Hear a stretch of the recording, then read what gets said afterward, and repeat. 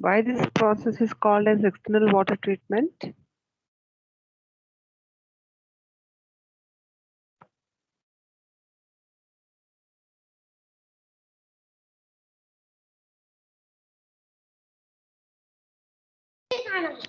We'll be adding the chemicals before adding the water to the boiler, ma'am.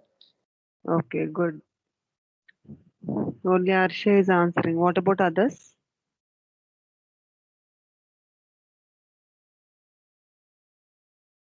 Okay. What is the nature of these ion exchange resin molecules which are used for the exchange process? They are copolymers, ma'am, and they are porous in nature. Okay, good. Vatsalya, Arsha, only these two girls. In between, I think, uh, I don't remember that girl's name. Only 3 or 4 members are active, and that means that others are not at all taking part in the class.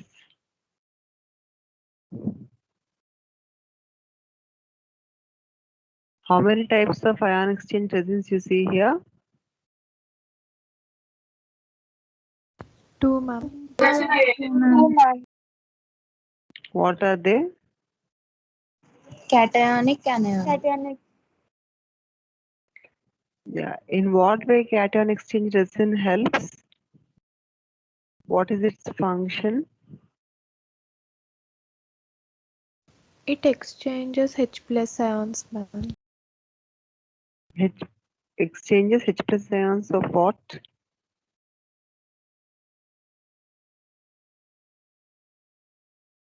It exchanges H plus ions of resin molecules with the Cation. cations present in the water. Which are the cations in the water? Which are the cations present in the water? Calcium and magnesium.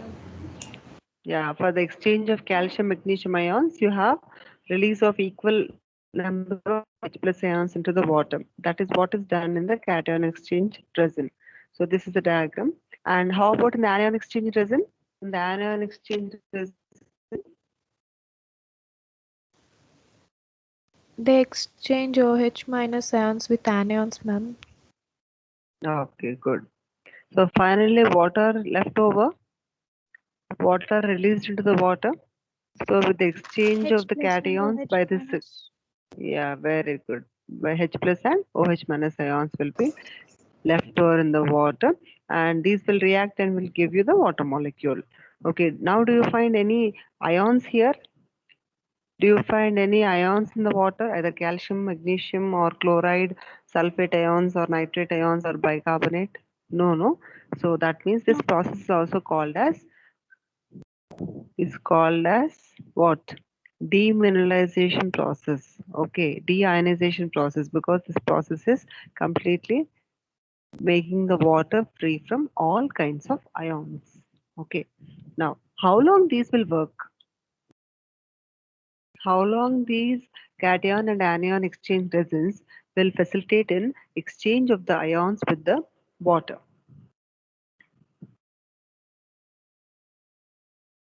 So once all the H plus ions of your cation exchange resin are completely replaced with the cations, and anions exchange resin, these are completely replaced with the anions of the water, then that is a time where you have to regenerate the both cation and anion exchange resin.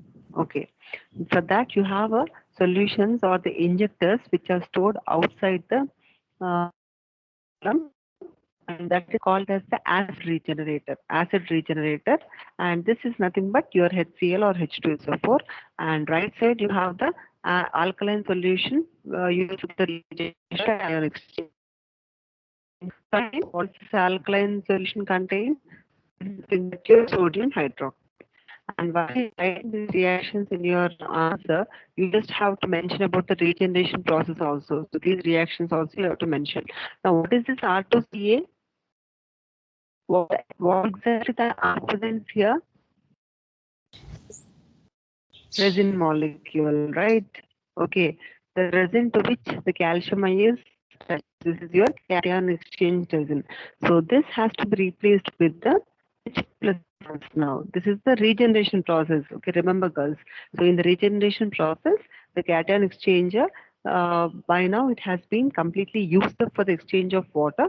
So, it is now exhausted. So, this is a time where you have to exchange the cation exchange column, okay, which is flooded with the calcium or magnesium ions. That has to be regenerated.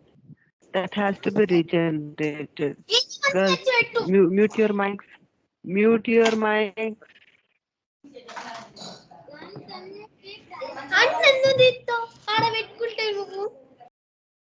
Girls, mute your mic. So much of disturbance.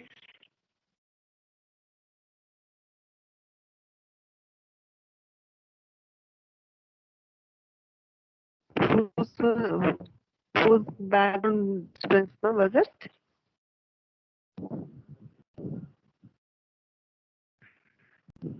Okay. Now you can see here in this reaction, R2CA is representing the cation exchange resin. This is treated with the HCl, wherein you can see the calcium ions are replaced with the H plus ions. So once again, you're going to get back your the original form of your resin molecules, that is RH, with which we have started. And you're left over with the calcium chloride and magnesium sulfate, and these will be leaving the column in the form of washings. Like here you have a separate outlet where you can collect these washings. So during the regeneration process, you have to stop the ion exchange process. That means there won't be any supply of hard water. Getting the point, girls? Following? Yes, ma'am. But your voice is breaking, ma'am. Voice is breaking. I can't help it.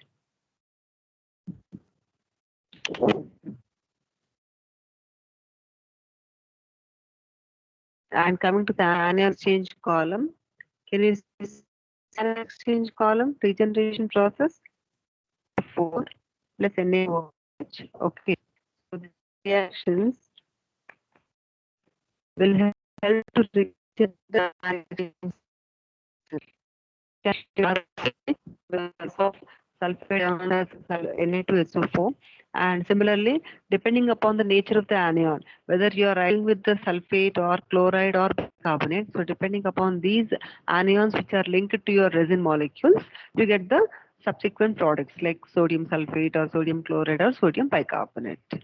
Okay, fine.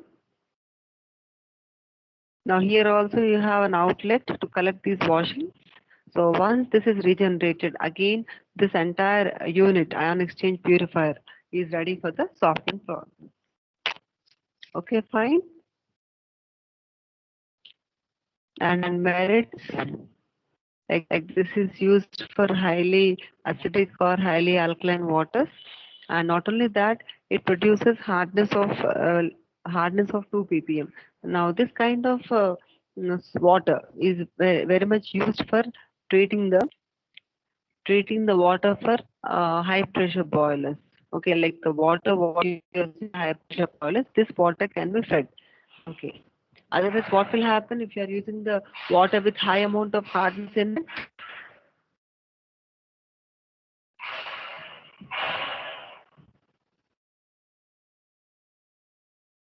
Can somebody tell me what will happen if you are using the water which contains high amount of hardness in it for the steam generation purpose in high pressure boilers?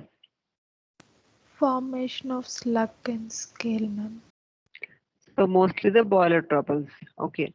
So to avoid those boiler troubles, we are treating the water before it is being fed into the boiler. Okay. So this water is absolutely fine for usage in the boilers for the steam generation. Now, what are the drawbacks with this or the demerits with the ion exchange process? First thing is the equipment is costly and highly expensive. Chemicals are needed for this. Okay. And another important point is the water should not be turbid. If water contains turbidity, the output of the process is reduced. So if water is turbid, in that case, if it is less than 10 ppm, okay, it can be acceptable. Okay. Otherwise, what will happen is we said that the resin molecules are porous, right? Okay. So these pores will be get blocked if the turbidity content of the water is high.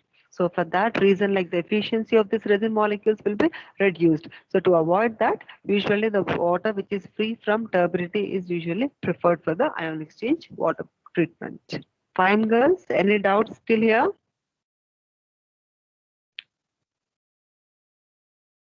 Yeah, if not, we have potable water and municipal water treatment. Okay, that is what is scheduled for today's class. Shall we proceed, girls? Yes, ma'am. Yes, ma'am. Okay. What is potable water? How do you define it?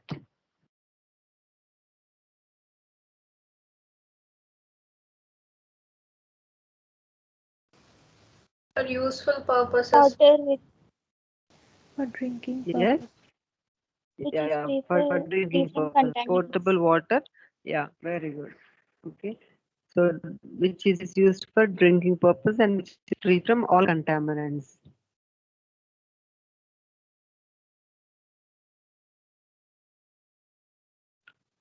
Now, how should be the potable water? Like when you are talking about the drinking water, like there should be some specifications which are given for this. How should be the drinking water? Just imagine that the water, what you're trying to drink, if it is having some color, would you prefer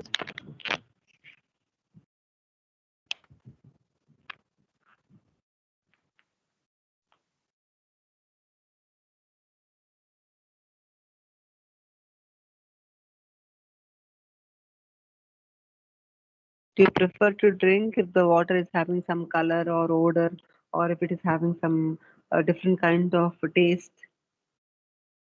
You say yes or no? No, ma'am. No, Definitely, ma'am. yeah, definitely not. Yeah, definitely not. So that means the drinking water should be colorless, odorless, and coming to the taste, it should have pleasant taste. Okay, then the pH. How about the pH of the water?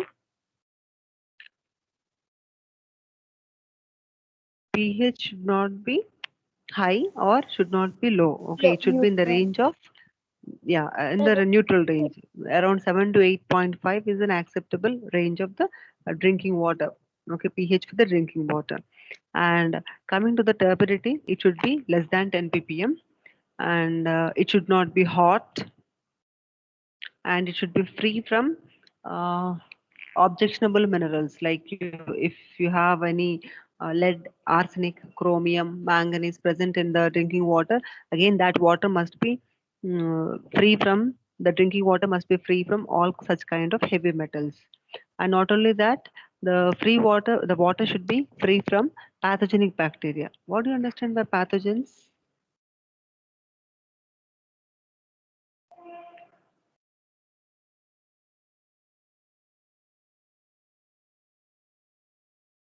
Pathogens means what? Those which causes diseases. Okay, like the typhoid, cholera. So all those are the disease causing microorganisms. If they are present in the water, again, water is not fit for drinking purpose, because they end up in all kinds of diseases, uh, um, hepatitis. And if you see the total dissolved solids present in the potable water, it should not exceed 500 ppm, and the optimum hardness should be around 125 ppm. And not only that, the water should be free from dissolved gases like hydrogen sulfide, carbon dioxide, and ammonia. So there are some specifications which are given for the drinking water. Okay, so these are the some specifications.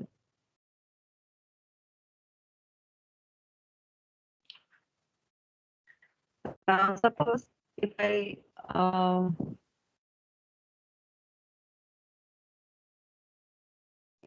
say that there are certain standards for drinking water, then I need to classify standards broadly into two types. One is primary standard, the other one is a secondary standard. Okay, one is the standard, the other one is the secondary standard. Difference between the primary standard and the secondary standard. Any idea about the standards of drinking?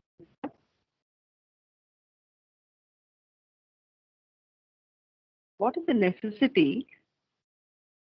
What is the necessity for actually for this kind of standards which need to be set for the drinking water? What is the need for this?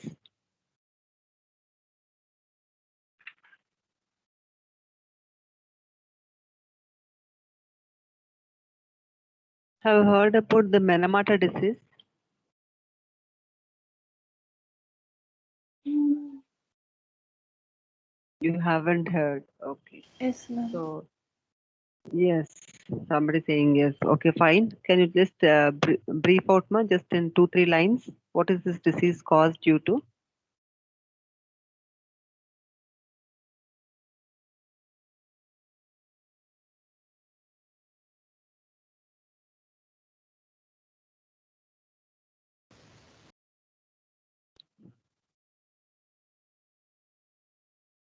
That is because of which metal poisoning? Manamata Mercury, disease? ma'am. Yeah, very good. Mercury poisoning. Okay. Actually, this happened somewhere in the year 1950s or 60s. Okay. In the history of Japan, um, like when the people who were residing near the seashore, they were consuming high amount of the seafood. Okay. The fishes got um, contaminated with high levels of the mercury within it. Okay, so when the people who were residing near sea coast, the main source of protein for them was only the fishes. So without knowingly, they have consumed those fishes, and like this disease was not like it did not come into the limelight immediately. It took generations together. Maybe 20, 30 years after the consumption of the mercury, it has shown its impact. Okay, by then it was already late because the people have lost their vision, their nervous disorders were there. Okay, so many problems have been faced by the people, those who have consumed high content of the mercury. Okay, so later on the industry was shut down. Like the industries which were actually lying near the seashore, all the waste was dumped into the seawater. Okay, and that seawater contaminated the fish, which was the main source of the protein for the people who were residing near the seashore.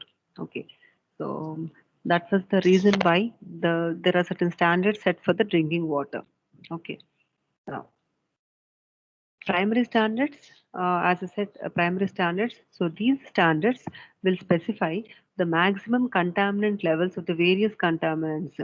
Like suppose if a particular element is present in the water, like it will, let us suppose it can be a lead or arsenic or chromium or manganese, anything. If it is present in the drinking water, what should be its level? If it exceeds that level, then that water is unfit for drinking. Okay, so likewise, you have WHO standards and also the standards set by India. So the drinking water sample has to be tested before it is being supplied to the households. Okay, so that is what there are certain specifications. So MCL is nothing but the maximum contaminant level of that particular contaminant. Okay, if it is exceeding that limit, then that water is unfit for drinking. Now let us suppose, for instance, MCL value for lead. Okay, lead is a heavy metal and it is highly toxic. If it is present in around 0.05 milligrams per liter. Are you paying the attention, girls? Yes, ma'am. Yeah, the MCL value for a particular contaminant. Let us say, take the example of lead. Its value is 0.05 milligrams per liter. If it exceeds, if it exceeds this value, if it exceeds this value, then it causes liver and kidney damages. Okay, it has a high impact on liver and kidney. So therefore, it results in the damage of these organs, and along with that, even it results in the mental retardation in the children, abnormalities in fertility, and gastrointestinal damages. So all these are the problems which are faced in case if this value exceeds. Okay, that means the maximum contaminant level of this lead should be 0.05 milligrams per liter. It should not exceed more than this value. Okay, so likewise, these values are set for each and every contaminant present in water, which actually relates to the health issues of the general public. Okay, so these are nothing but the primary standards. All these comes under the primary standards. Any contaminant which actually creates a problem for the general public would be termed as a primary standard.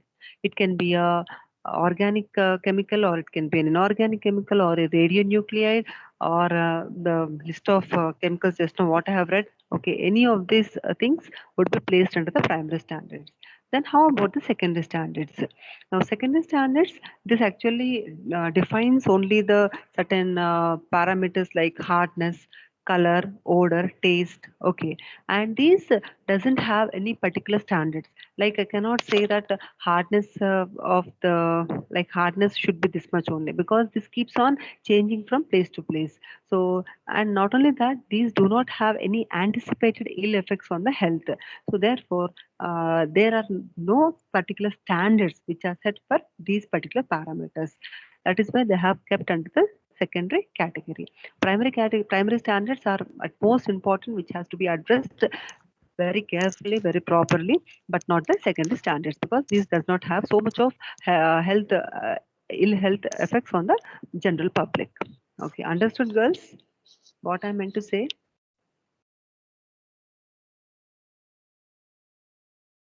Any doubts still here?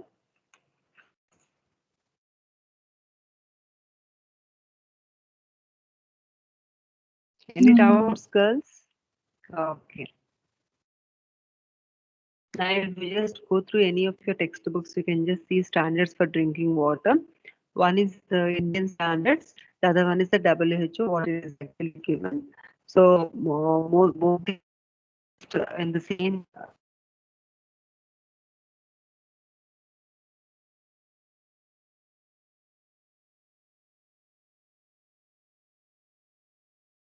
only particular to only our country. Okay. So you can just compare the data. Nowhere you will be asked any question about this. Just it's only for general information. Okay. Now moving ahead. Now what are the steps involved in the treatment of potable water? So definitely the water has to be treated before it is being supplied to the households. So who will be responsible for this? Who will be responsible for this? So from where do we get the municipal water or the drinking water? Who will supply? Borewell water means like from the borewell we get, or groundwater we get. But drinking water, do you use the borewell water for drinking purpose? No, ma'am. No. So we depend on the municipalities. Okay. So municipalities, like suppose those who are residing in the cities, you know very well, like we'll get the water for every alternate day. Okay. So you just have to preserve them or store them for the drinking purpose or for cooking. Okay. So or you can just store in your like you have overhead tanks. Okay. You can just have your own. Storage tanks. Okay, so that's how, that is nothing but the water. Okay, drinking water. But are you using that drinking water for drinking purpose directly, or you are still sterilizing it? Sterilizing it, ma'am. Again we are using some RO water filters, or some people will boil and drink it. Okay, or you might be using in any filters.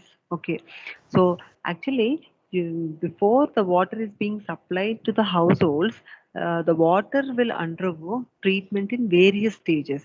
Okay, so already the water is treated and then only supplied to the households, but still again we have last step of the sterilization process, which we have to do it for drinking purpose. Okay, so we'll just go through what are the steps which are involved by the municipalities for treating the drinking water. Okay, now which are the major sources or the most common sources of water used by the municipalities? Like from where do you get the drinking water?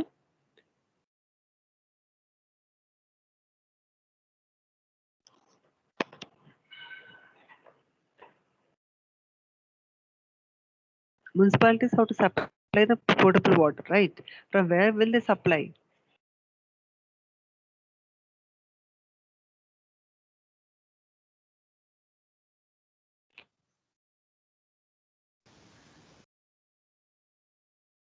Okay, tell me, city, from where do we get the drinking water?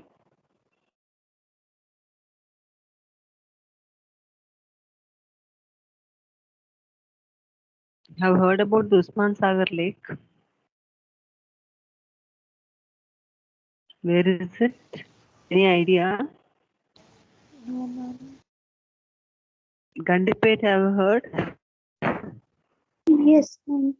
Yes, ma'am. Yeah, yeah.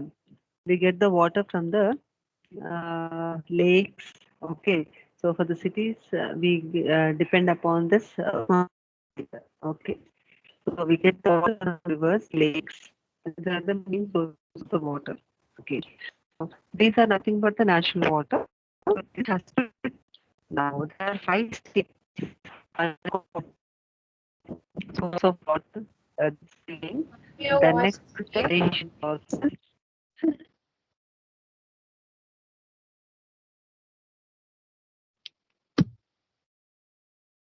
Voice is breaking. Now, Yes, ma'am. now is it okay? Yes, ma'am. Yes, ma'am. Okay. So there are different steps. Screening. First step is the screening, then aeration, sedimentation, coagulation, filtration, and final step would be the disinfection. Okay, so we'll just start with the screening. So what is the screening? Screening is you just have to supply the water through the screens. The water has to be passed through the screens. Now, how does those screens look like? I'll just show you the pictures in the end, or otherwise I'll draw here. Okay, just I'll just first explain you, and then I'll show you the screens, how exactly they look like. Now, screens are something which have pores, okay, which have pores through which only the water will be supplied. Holes will be there, pores or holes will be there. So this helps in retention of impurities like wood pieces, leaves, heavier objects. Okay. Um, the floating matter, okay, floating matter will be retained by them, and only the water is allowed to pass through the screens. So here the dried leaves, then wooden pieces, then flowers, fruits, all those will be retained.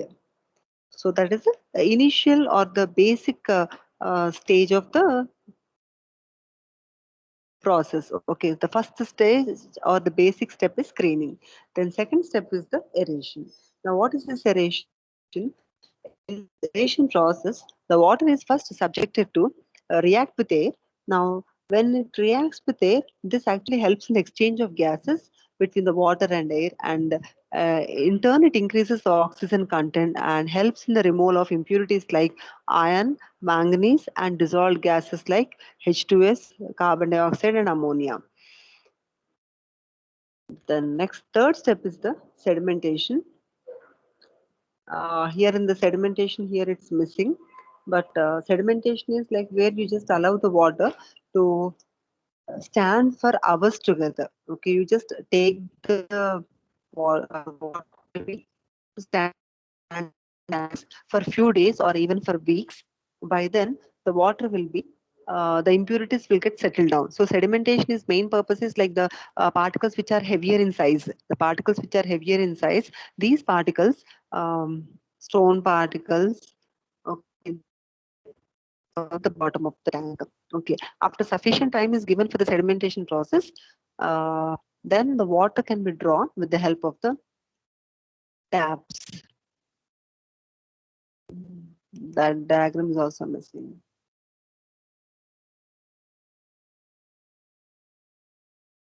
The next is the coagulation. Now, sedimentation is only for the sand particles or stone particles which are heavier in size, those which can get settled down with the help of gravity. But what about the fine suspended particles? How these particles can be separated from the water? So the answer for this question is coagulation. So by the process of coagulation, we can get even the fine suspended particles trapped in the water. Now, what exactly is done in the coagulation process is the coagulants like alum, sodium aluminate, aluminium sulfate, these are added to the water, and this will help in the formation of the floccules. So all these fine suspended particles will come closer and will get settled down in the form of a bigger size particles. Okay, bigger size particles. I'll just show you a picture. Give me a minute.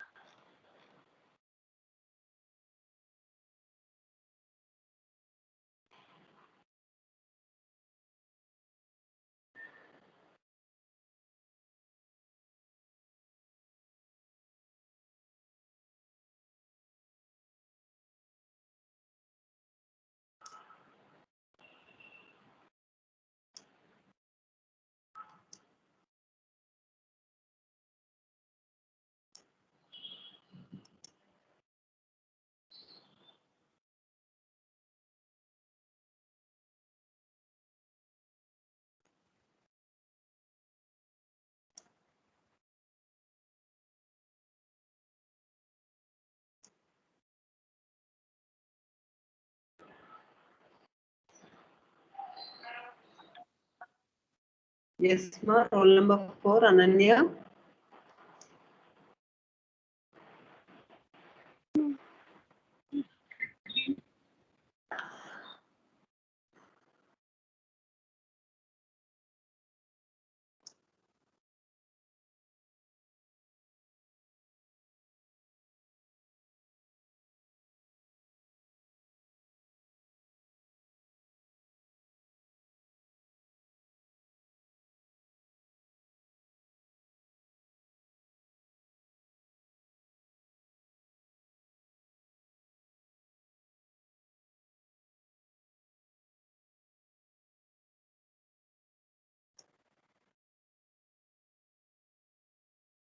Can you see this, girls?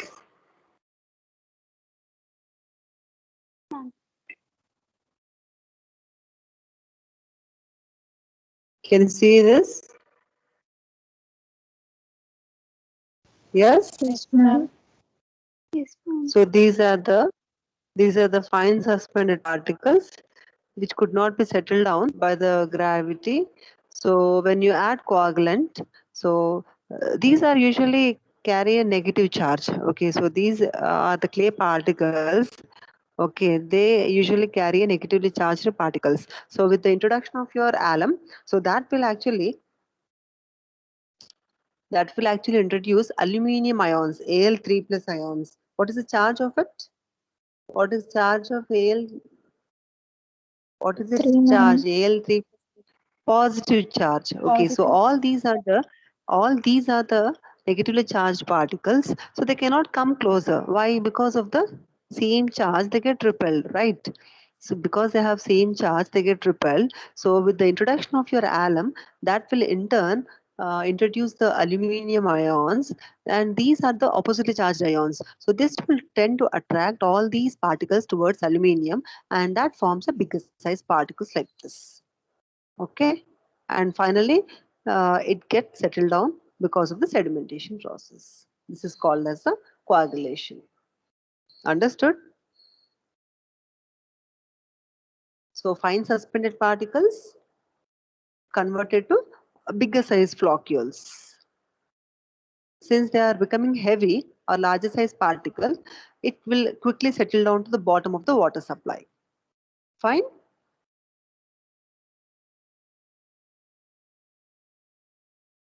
Have you understood, girls?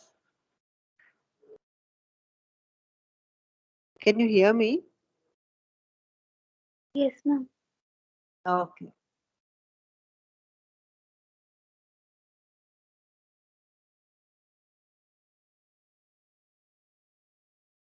So that's all about the sedimentation, sedimentation coagulation. And final step is filtration. So here in the filtration process, this is helpful for the removal of the colloidal and suspended impurities, which could not be removed by sedimentation or by coagulation. So here you are going to use sand filters. Okay, sand filters are used. Once again, I think diagram is not there here. There are two types of sand filters are there. Slow sand filters and rapid sand filters are there. So what is slow sand filter and what is rapid sand filter? So here both these sand filters will have different layers of the sand. Like it starts with the um, uh, fine sand, then coarse sand, then fine gravel, coarse gravel. So this is the sequence of arrangement of the layers of the sand of different sizes. Fine sand means like here the fine sand means it will be of least size. Then a little bigger size would be your coarse sand particles. The next filter bed will be occupied few layers of this coarse sand. Then next would be fine gravel. Then slowly, as you move from fine sand to the coarse gravel, there will be increase in the size of the sand particles. So, what is the main purpose of the filter bed here? Why is this arrangement done like this? Can anybody tell me? Have you understood, girls? What I meant to say, have you understood? Yes, ma'am. Okay. So slowly, those particles, okay, like here while you are supplying the hard water, okay, hard water or the water which is having impurities, those impurities which could not be retained by the fine sand can slowly be percolated to the next few layers of the sand. There might be a probability. Okay, otherwise, again you have next stage of filtration, fine gravel. Okay, so those could not be retained by coarse sand, can be done by fine gravel, or those could not be retained by fine gravel, can be ultimately done by the coarse gravel. So here different stages of filtration, and ultimately the water outlet is there where it can be collected. So filtration could be the last stage of the you can see the screen, no girls, because power has gone. I'm using both desktop and my mobile. Yes, ma'am. Currently whatever is there on the screen, mm, that's what you can see, because I can't change the uh, PPT now.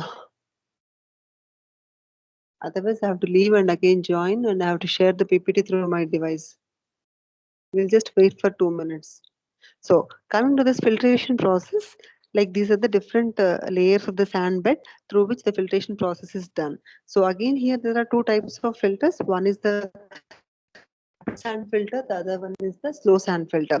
What's the difference between these two? Like here in the case of rapid sand filter, you have an air compressor at the bottom, so which speeds up the process. That's only the difference between the slow sand and the rapid sand.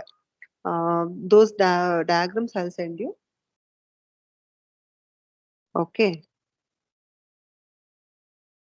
So that is not the last stage. Still, you have the next stage of filtration, that is sterilization, or also called as the disinfection. Okay, that is the ultimate process of the treatment of water. Now, how the disinfection is done? Can somebody tell me how many stages? We have come across till now, starting with the screening. Then next, what is the next step? Aeration, ma'am. Very good. Aeration. The next. Sedimentation, ma'am. Sedimentation. Excellent. Yeah, in sedimentation, what is done? In sedimentation process, what is done?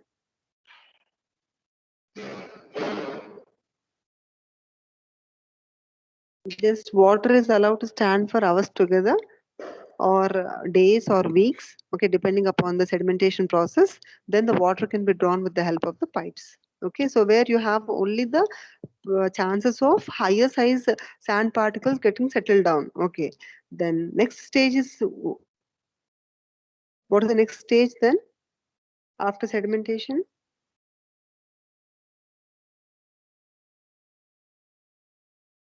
Coagulation, right? Just now what we have discussed. What's the main? What is the main? Yeah, good. Main purpose of addition of coagulants?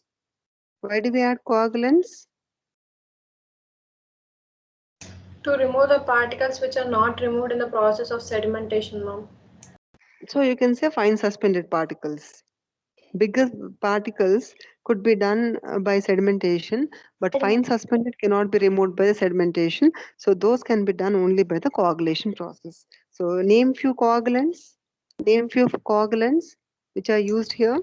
Alum, Yeah.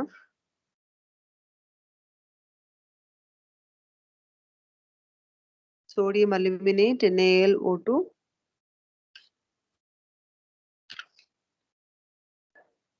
The next step. What's the next step?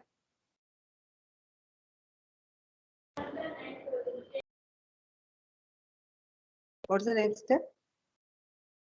Filtration, ma'am. Filtration. Filtration. How many types of filtration filters can you see? How many types of filters can you see? 2, ma'am. 2 types. What are they? Slow sand and rapid sand Rapid filters. sand. Okay.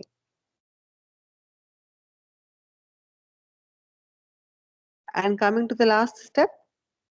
Last step is the sterilization or Sir- disinfection.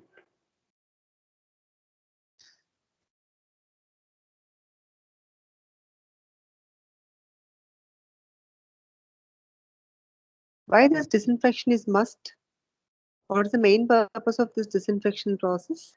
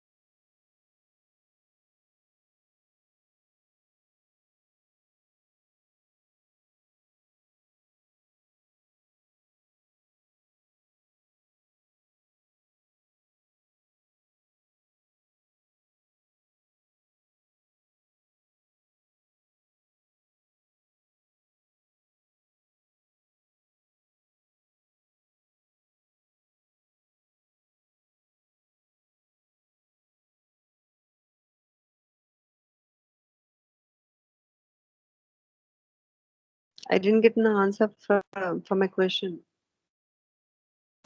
To remove pathogens. Yes, for killing.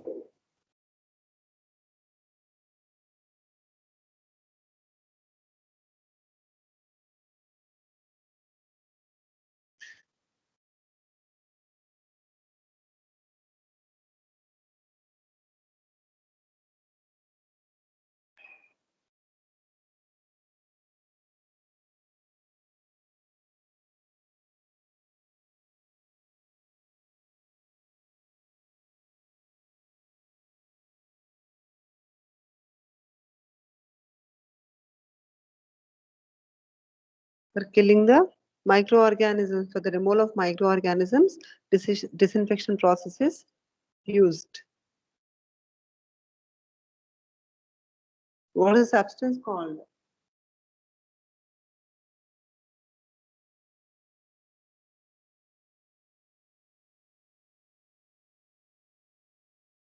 What is the substance called which is used for the disinfection process or for killing the pathogenic bacteria or microorganisms? The substance is called as disinfectant.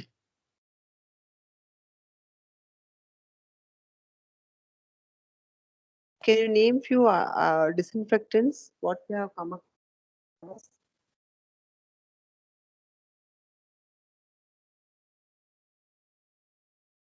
I think now the screen is shared, right? Yes, ma'am. This, we have a picture wherein the raw water is mixed with the coagulants. Okay, so this is for the aeration process.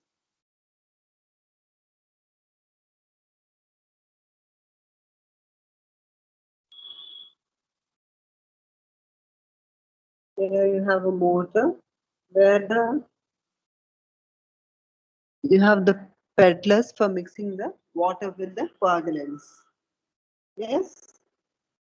Can you see this?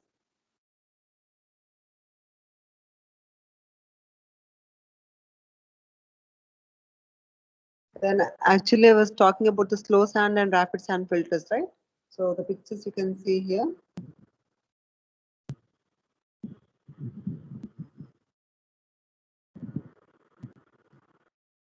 Can you make out girls? Slow sand and rapid sand filters. The first one is slow sand filter. Yes. Okay. Where you don't have an additional equipment of the compressor, compressed air. Just you have the layers of sand particles. Layers of sand particles, which actually forms a part of your filter bed. And the below one is your rapid sand filter, where you are trying to make the process a little faster by using the compressed air. That's what you can see at the bottom of this sand filter. You right?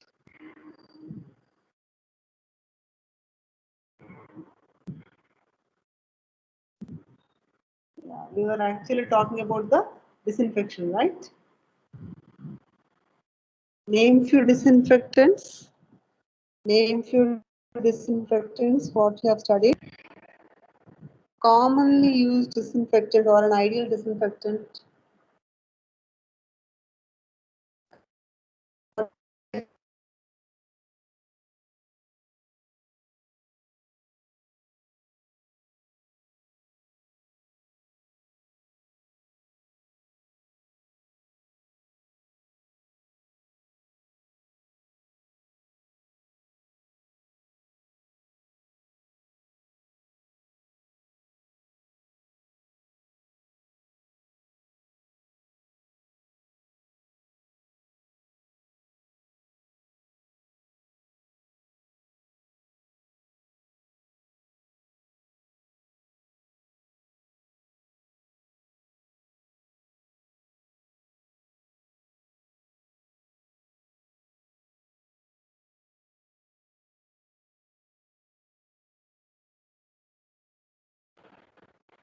Okay, girls, can you hear me? Can you hear me, girls? Yes, ma'am. Okay. Yeah. Common disinfectants. How long I have to wait for you? I didn't get an answer from you. Commonly used disinfectants. The answer is there on the screen. Just look and tell me, no? Chlorine. Chlorine, ozone.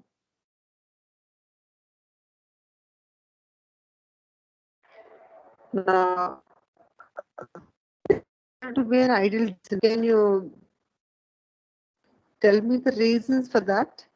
Like there are certain characteristics for a substance to be called as an ideal disinfectant. Or I can say there are certain requirements for this substance to be treated as a good disinfectant. Can you name it? Why chlorine is considered to be an ideal disinfectant?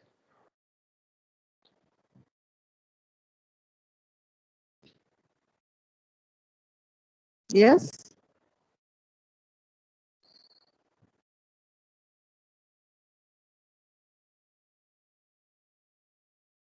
Cost wise, if you see, it should be costly or it should be uh, inexpensive. Inexpensive, In ma'am. expense. In Yeah, expense. yeah. Only when the cost is less, then that is considered to be one good factor for ideal disinfectant. So it should be cost wise, it should be less. Then toxicity to the humans, should it be toxic or should it be not toxic, non-toxic to the humans? Because when we are Non-toxic. using a disinfectant, or yeah, it should be non-toxic to humans. Okay. And how about the protection against any contamination in the water? Like during storage or during conveyance, it should not cause any contamination, right? So that means it should give protection against any contamination in the water, either storage or during conveyance. Okay. And not only that, first and foremost thing is it should kill the disease producing microorganisms readily at room temperature. At room temperature itself, if it is able to kill the microorganisms, okay, those which causes the diseases, then these are the few factors, or you can say these are the few characteristics for a substance to be called as an ideal disinfectant. Fine, girls, have you understood? Yes, ma'am. Yes, ma'am. Okay. Okay, I'll just see the list of participants. Okay, and then we'll conclude the class for today. We'll just go through in the next class.